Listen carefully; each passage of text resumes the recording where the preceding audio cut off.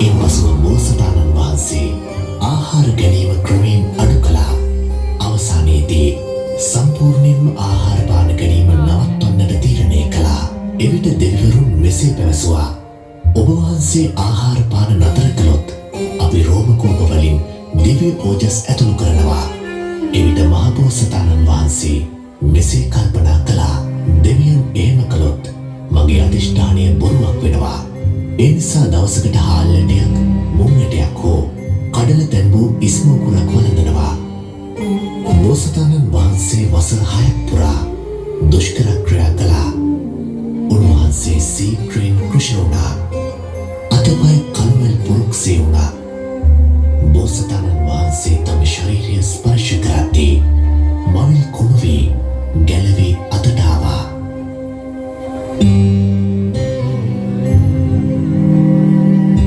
කුස අත ගන්න විට පිටකොන්ද අහු වුණා.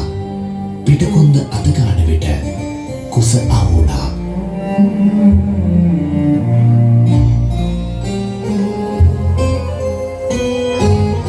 ලෝකේ විමුක්තිය පිණිස යම් ආකාරයකින් දුකක් දිය යුතුද? ඒ සෑම දුකක්ම මා විසින් ශරීරයට දුන්නා. නමුත් මාර්ගයක් හෝ ප්‍රතිපදාවක් සොයා ගැනීමට මට තවමත් හැකි වුණේ නැහැ.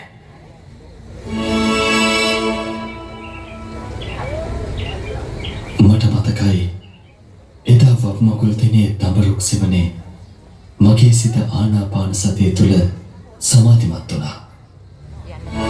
එදා ඇතිවුණු සැහැල්ලුවත් සැපයත් නැවත ඇති කරගත්තොත් ජීවිත අවබෝධය පිණිස මාර්ගයක් ප්‍රගුණ කරගන්න ඒ උදව්වක් වේවි.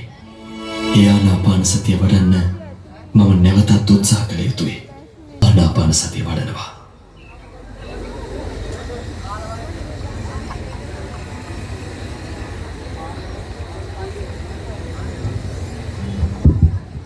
හොඳයි. ඔබ ඒ ශ්‍රවණය කළේ ඔබේ හදවත මොහොතකට නතර වුණාක් මෙන් දැනුණු ඒ සොඳුරු කතා පුවත බවට පත් උනේ මෙවර මේ